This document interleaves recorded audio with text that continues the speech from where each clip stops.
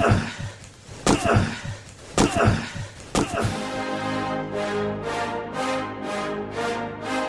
rolls out to the right, pitches off to Taylor, and Taylor's to the 20, down to the 15, down to the 10, 5, 4, 3, 2, 1. Touchdown, Billy Taylor! Touchdown, Billy Taylor! Billy Taylor scored a touchdown from 21 yards out. The crowd goes berserk. It was November 22nd, 1969. That they came to Barry, Michigan, all dressed in maize and blue. The words were said, the prayers were read, and everybody cried. But when they closed the coffin, there was someone else inside.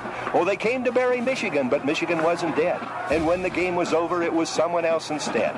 11 Michigan Wolverines put on the gloves of gray, and as the organ played the victors, they laid Woody Hayes away. Under center is Wangler at the 45. He goes back. He's looking for a receiver. He throws downfield to Carter.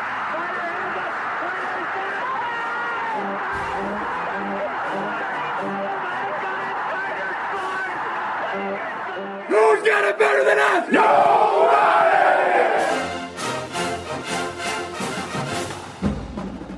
Welcome to the Michigan Man Podcast on Wolverine Sports Radio, a member of the V Sporto Network, and in partnership with SB Nation's Maize and Brew, for Wolverine fans from coast to coast. Go Blue, and welcome to our Michigan Game Day show for Arkansas State. Joining us in just a few minutes will be Chris Balas from the Wolverine magazine and the Wolverine on 3. It's bounce back week, at least we hope it is. National media types and even a large segment of our fan base have already hit the panic button. Who knows, maybe they're right to panic, but the real question this week is how does this Michigan team and the staff respond to last week's embarrassing loss? Was Texas as good as we think they are? If they are, that explains some of our struggles. Not all of them, though.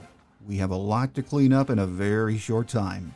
My advice is, let's see what happens against Arkansas State before we jump overboard on this season. There is a lot of football yet to be played. Defensive edge TJ Guy said what's needed this week from the team is resolve. One of our teammates texted us in the group chat talking about don't come to the building if you're not ready to put in the work and turn this ship around. So everybody's in.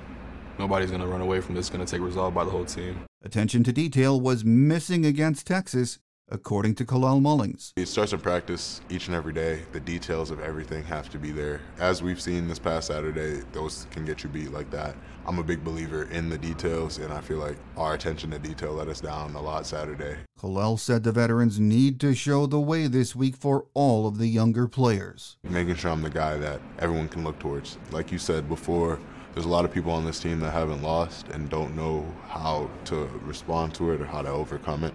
And they're going to be looking to guys like me and the older guys on the team to show them the way. At his Tuesday presser, Arkansas State coach Butch Jones shared his thoughts on Michigan. They're a good football team. I mean, there's a reason why they won the national championship last year. They'll be one of the premier teams in the Big Ten Conference.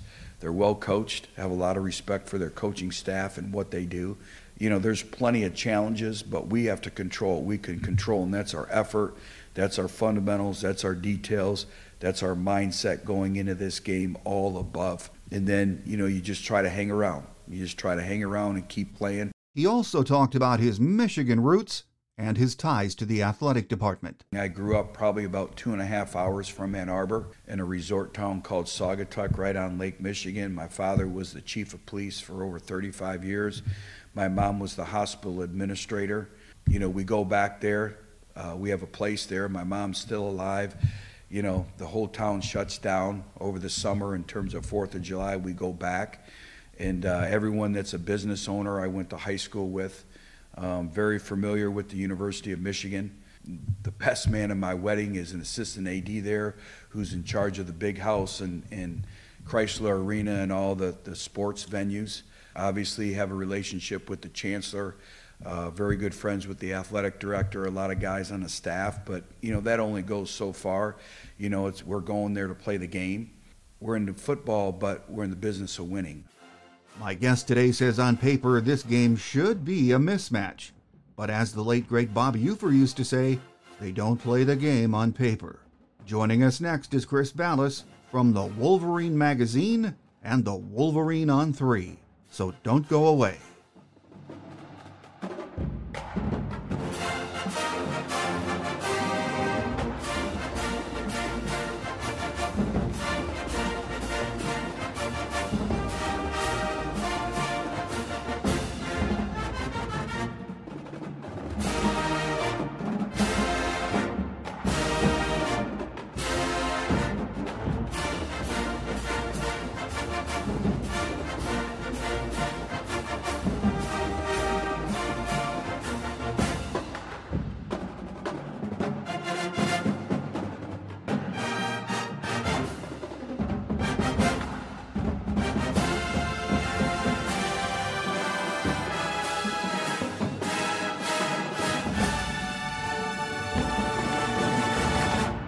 Joining us on our game day segment to take another look back at Texas and then ahead to Arkansas State is Chris Balas from the Wolverine magazine and the Wolverine on 3. Good to have you back with us again, Chris. Mike, thanks for having me, brother. Well, it's a rough week for fans, for media, for everyone that covers the team.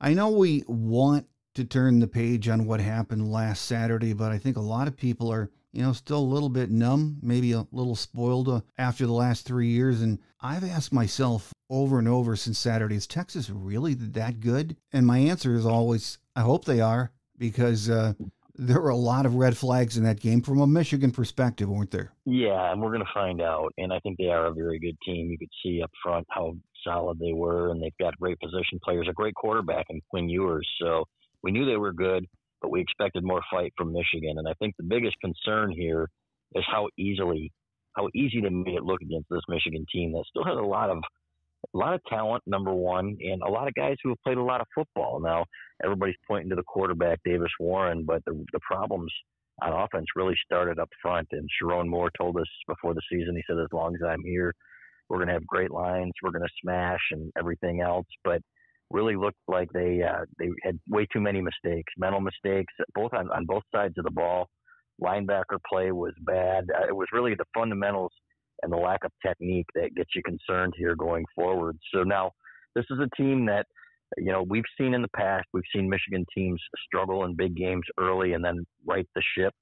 Lloyd Carr used to do it a few times. I go back to 1998 and 2007 when they turned it around, when everybody had them dead to rights. But this is not an experienced coaching staff, so Sharon Moore's going to have a lot of on his plate here trying to get this thing where it needs to be. And you're right. A lot of the fan focus is where it's always going to be, on that quarterback position. So Davis Warren's taking a lot of flack from a lot of our fan base. But if you've been around it, and we've been around it for a long time, a great offensive line can cover a multitude of sins and even make a game managing kind of a quarterback successful. But that offensive line through 2 games, are we overreacting? Watching you and Doug Skeen the other day on the Balas and Skeen show, these are things that can be fixed, so maybe we shouldn't get too crazy yet? Yeah, I'm worried about a few things. But number one, the center position with Dom Jadice, and we all thought it was going to be Greg Crippen or Raheem Anderson, and these kids were highly recruited kids, 4-star kids out of high school. And then you've got a converted defensive tackle who was lightly recruited, who wins the job, and you're thinking, boy, what's going on here? And you knew there would be some growing pains there at such an important position. And then right tackle as well, with Evan Link coming out of nowhere to beat Andrew Gentry, when we'd heard such good things about Gentry and Jeff Percy on the right side, that they've got that experience. And to get beat out by a kid who really struggled against Texas. He really struggled the first game as well, but looked overwhelmed and overmatched both physically and mentally against Texas. And you cannot have that. You can't have a weak link on the offensive line. And right now they've got a few. And right guard, Gio Elhadi is a guy that Grant Newsome, Michigan's offensive line coach, told us last week would be in the NFL if he hadn't played behind Trevor Keegan. And right now he's having a hard time identifying the right guy to block. So it's just out of sync right now. And you've got a young guy in Newsome who's coaching them. He's 27 years old. And we know that Sharon Moore can coach offensive line. We've seen it the last few years. But, they had an elite coaching staff with Jim Harbaugh. And that's what everybody's thinking. Well, there aren't going to be any bumps. It's just going to be just one to the next, and everything's going to be fine. And it doesn't work that way. When you have an elite football coach, yeah, they have a lot of guys left over, and Sharon Moore was part of that. But that was an elite staff. So hopefully they can get these guys where they need to be. It wouldn't surprise me at all if Sharon Moore was a little more hands-on with the line this week and going forward. There's certainly lots of room to improve. You think maybe a change is due, at least for now, at right tackle? Because poor Evan Link, I wanted to close my eyes last week when we got to the second quarter. I mean, they were just skating around him, but you don't want to ruin the kid mentally. He's a young player, but it might be time for Gentry or someone else to give it a shot. I think they need to. And, and here's the thing, right? We saw, I go back to 2004 when David Boss was playing guard and they moved him to center for the Big Ten season to shore it up, and it was fine, right? I go back to Miles Hinton last year being replaced, and you had it got better, right? So it can, and I think you've got to really, to me, when it's a redshirt freshman in there on the offensive line, it's usually somebody who's going to be elite going forward, right? I go back to John Jansen and Steve Hutchinson and Jeff Backus and Jake Long and guys like that. Mason Cole played early. Those guys all turned out to be NFL guys, and right now you're not seeing it with Link. I think he can be a good lineman in time, and he was heavily recruited, and but you know what? He's not getting the job done. You've got to do something different there. And we aren't in practice, right, Mike? So we don't know what's going on there. But at the same time, you just can't. If that's the best they've got, then they're really in a lot of trouble at this point. And that's not really an indictment on Link, but on the depth that we were told they had on the offensive line. So I think they got to switch it up. I think there's just too much at stake here, including the kid's confidence, like you said, to go forward with this lineup. Well, let's talk about Davis Warren for a couple of minutes, Chris. Watching him, he's not J.J. McCarthy. We all know that. His struggles are tied to that offensive line to a great deal.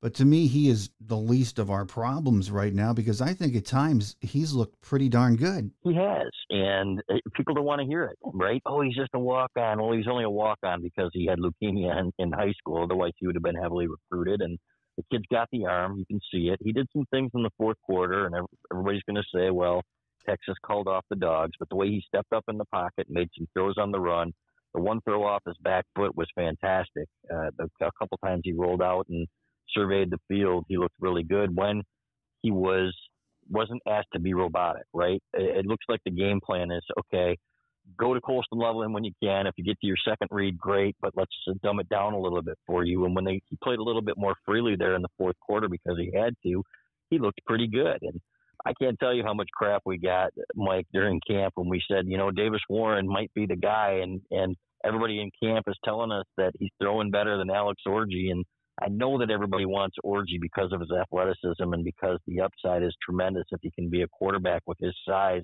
and his athletic ability. But we kept hearing about Davis Warren, not that he was great, but just that he was better than what they had. And there's a reason that he's playing. So most of his interceptions aren't on him.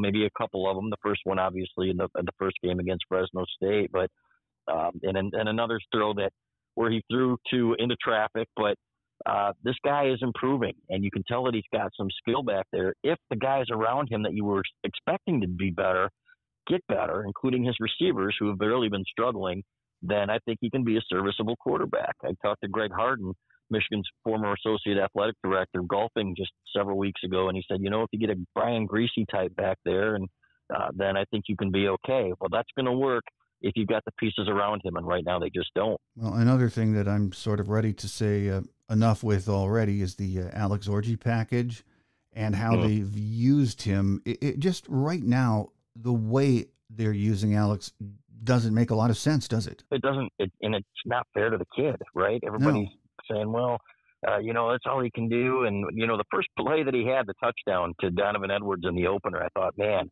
okay, if this is how they're going to use him and keep people off balance, and everybody thinks they're going to run, and then all of a sudden he pulls it back, and you've got Donovan Edwards for 6, that's fantastic. But it's clear that they don't trust him to throw the ball, number one. Otherwise, they would have let him throw the ball last year. He didn't throw a single pass, right, when he was even in backup duty. So that's a big issue. Number two, you're telegraphing what you're going to do with him now. And everybody, again, 2 plays that would have worked had guys gotten their blocks, but Gio El Hadi missed a block on his first third down and again on the second third down where if he makes a block, then I think Alex Orji picks up first downs. But at the same time, you got the whole defense keyed on him, and you make one little mistake and it blows it up. So to me, yeah, I think they got to put an end to that and understand that, okay, either give him a series, and if you're going to do it, give him a series and let's see what he can do. Otherwise, you got to stick with Davis Warren and give him more reps in practice even to let him get his confidence up and get better. This kid has not played a lot of football. So I'm not sure what you do with Orji, frankly. I understand he's a great athlete, but not all great athletes are great football players. And, he wants to play quarterback. It's very clear, but there's a reason that Jim Harbaugh was talking about him as a kick returner last year.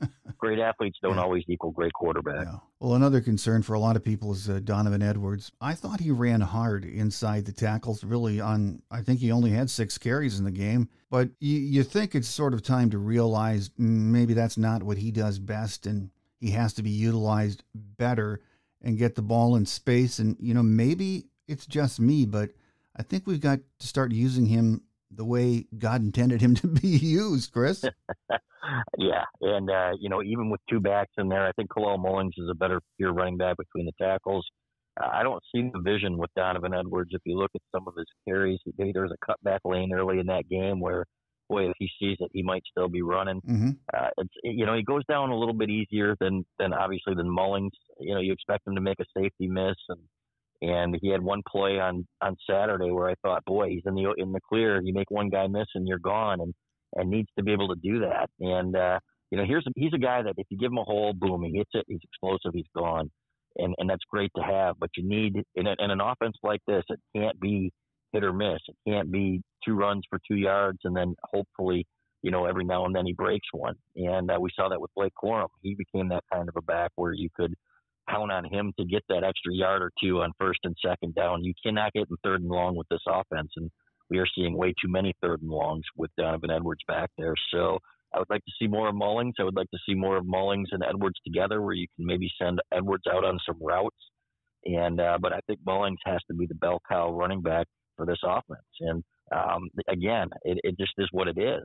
So we'll see what they do going forward with these guys. But, Donovan Edwards is a very talented football player, but I'm with you. They've got to find different ways to use him. Well, I've watched the Texas game about 5 times now, and I have no idea why I do that to myself. But glutton for punishment. Yeah. But as critical as we were with the offense, there were times I think to myself, are we ever going to get the ball back for them? I mean, the defense, especially on third downs, and we sort of beat on that all week, that was mind-numbing to watch, wasn't it? Yeah, and I didn't understand it because the linebackers they really did not play well. And you've got 2 linebackers there that they told us were good football players. We've seen them play good football. Ernest Hausman played some great football last year for Michigan as the 3rd leading tackler in a backup role. And Jayshon Barham, kid came over from Maryland, and all they've been talking about in practice is how physically gifted he is, and but they need to be better. And they were out of position way too many times. We saw way too many missed tackles, which is something we are not accustomed to in the last 3 years. You've got to be fundamentally sound. And these guys were all over the place, just out of position. The secondary, there was a lack of communication. We knew they were going to miss Rod Moore back there with his knee injury out for the year, but we didn't know how much. Those guys got lost sometimes. Jair Hill at the second corner. Texas had a great game plan. They knew what they were going to do and go right after him. They didn't mess with Will Johnson. They said, okay, let's see if we can find the weak links, and they did. So, but the biggest disappointment I thought was up front. I thought Texas got more push and did a better job against Michigan's front 4 than I really expected them to. I thought Michigan could be really disruptive. And again, this could just be Texas being that good, right? Like Georgia in 2021 when they neutralized Aiden Hutchinson, because they were just that good and that talented on both sides of the ball. And I think maybe that was part of it. So this defensive front, I think, will still overwhelm a lot of teams like we saw, frankly, against Fresno State when Mikey Keene was running for his life half the time. Against those teams like that on the schedule, they're going to be fine. But I think we're going to learn a lot about these guys against USC. To me, that is the game of the year here to determine which way this season's going to go. If you go 2-2 and you lose 2 games early, are you going to be able to keep these guys interested, right? Some of these NFL guys that are like, wow, and I understand it's about culture, and these guys But human nature is, hey, I got to protect myself too. And you hope it doesn't come to that. But, boy, these guys are going to have to get much better under Wink Martindale, and that offense for USC is explosive. So let's see what they do against Arkansas State.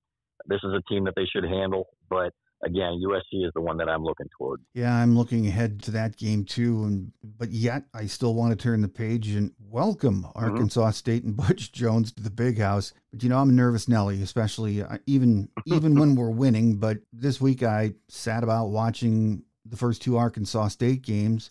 Granted, they were against Central Arkansas and Tulsa. I thought, hey, these guys aren't chumps like I would hope they would be.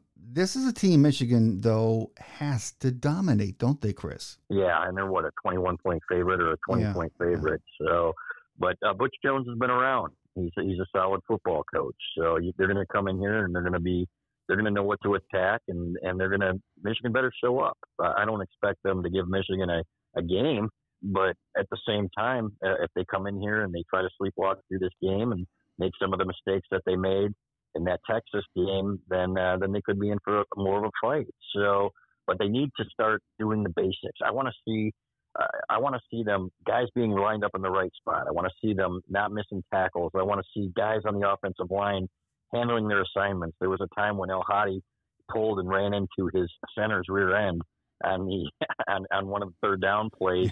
Things like that can't happen. You've got to clean them up to the point where you can say, okay, you know what? There weren't nearly as many missed assignments, because I go back to the Brady Hoke era when, I can't tell you how many press conferences you heard where they said, well, it's just one or two guys not, making a play, but it happened every game and it never got better. At some point, it's got to get better to the point where these guys are all on the same page and not making those mistakes. So it really starts this game. It's kind of like a season reset here where, okay, even if you have to dumb it down a little bit, we got to get guys doing what they need to be doing, and then go from there and improve on it. Yeah, it has to be a reset because, as you alluded to just a couple of minutes ago, next weekend USC comes to town, and I would like to think we can clean up most of what we're seeing as far as mental errors and physical mistakes on the field, but in reality, it has to be cleaned up to hang with these guys, because this is a much improved team, and it's a USC that's actually playing defense this year. Yeah, with a guy who learned from Wink Martindale as well. So, and D'Anton Lynn. So they are better, but that offense is explosive, and the defense has got to be the bell cow for this Michigan team, right? And we said it. And in special teams, Tommy Doman at punter had a chance to flip the field in that game and gave him a short field with a 28-yard punt. That cannot happen. We thought that this was going to be kind of like a trestle ball team, right, where you played to your defense and you played to your special teams, and we saw that in week one. Against Texas, we did not. Those guys have got to be better. They got to get off the field on third down. They gave up far too many third and longs against Texas. They actually played pretty well on first and second downs, but you've got to get off the field. And Quinn Ewers, again, give him credit. That guy is fantastic. It's the best quarterback they will face this year. But we had high expectations for that group. And again, it comes back to the fundamentals. The coaches that I've talked to that said the linebacker play was just abysmal. Can't have it. They've got to be better there. They got to shore that up as well, and we need that defense to be as good as we thought it was before the season. Well, when I had their radio guy, Arkansas State's radio guy, Matt Stoltz, on the other day, I made sure to say thank you for Dominic Zavada. Yeah. Hard to find positives after last Saturday, but he sure is one, isn't he, Chris? What a stud. He's more Jake Moody than – it's funny, I talked to Brandon Kornblue, who has a former Michigan kicker, who has a kicking school, and he said, I don't think he's got the leg of a Jake Moody. Maybe he's more James Turner than Jake Moody, but I think it's just the opposite. And he's clearly improved since Kornblue saw him in high school. His kid hitting 50-yarders like they're 20-something yard chip shots. And I asked J.B. Brown about that during the week here of preparation for Arkansas State, and he said, we knew when he came in, the ball sounds different coming off his foot. He is just a cool customer when he gets out there, and just really no fear. And that's what you need from your kicker. Mm-hmm. And we said that was going to be huge going early on because we knew that there were going to be drives that probably stalled near the 35-yard line. They were going to need long field goals. He was a huge part of the Fresno State win and really had some huge kicks against Texas too. So he's going to have to continue that. But he is definitely frankly, the team MVP through 2 games here. And if they're going to win some of these bigger games on the schedule, I bet he's going to be a big part of it. Well, final question before we let you get away, Chris, and this is sort of a big picture type of a question, but the last 3 years have been so very good for all of us, especially those of us who've been around a long time, decades, covering and watching Michigan football. And Saturday was, so disappointing on so many levels, more than a reality check. Should just one bad game, especially looking at what we have on the schedule in the next few weeks, should that reshape our expectations for this team right now, or should we still give it more time? I think we will know more against USC, and but I do think the expectations that we all had were like next year is going to be the really big rebuilding year, right? Because you've got four All-Americans on this team. You've got a lot of talent still on this football team, and we were told, we've seen it. Again, Josh Preeb was an All-Big Ten guy. You look at Gio El-Hadi, they said would have been, Grant Newsom said he would have been in the NFL if he hadn't been playing behind Trevor Keegan. You look at Miles Hinton, who they said could be a first-round pick, and we know that he's talented, right? And he's probably been their best lineman at left tackle. So there's too much talent here, in my opinion, to say, okay, they can't get better. But it's going to come down to the position coaches and coaching these guys to get the most out of them, because they did not do that against Texas. Is that an anomaly? I don't think it's just a matter of Texas being that good. I think it's a matter of Michigan being sloppy. I didn't see the leadership. I saw a little bit of finger pointing on the field on Saturday, and we know how good this leadership has been for the last 3 years with guys like J.J. McCarthy, Blake Corum, everybody. Just go right down the list. So they need those guys to step up. And one thing about Lloyd Carr teams, Mike, was when they got beat, they always rallied. And we're going to find out if they've got it, if Sharon Moore has got this. We've heard from inside the program that he's like, all right, we got this. We're going to be fine. You know what? He's still confident in his guys, but the proof's going to come out, in my opinion, in 2 weeks, and we're going to figure out at that point what direction this season's going. With us this week to discuss the Texas game, look ahead to Saturday's homecoming game with Arkansas State, has been Chris Balas from the Wolverine magazine and the Wolverine on 3. Chris, always a pleasure to have you on the show, and we look forward to another visit soon. Looking forward to it. Thanks, Mike.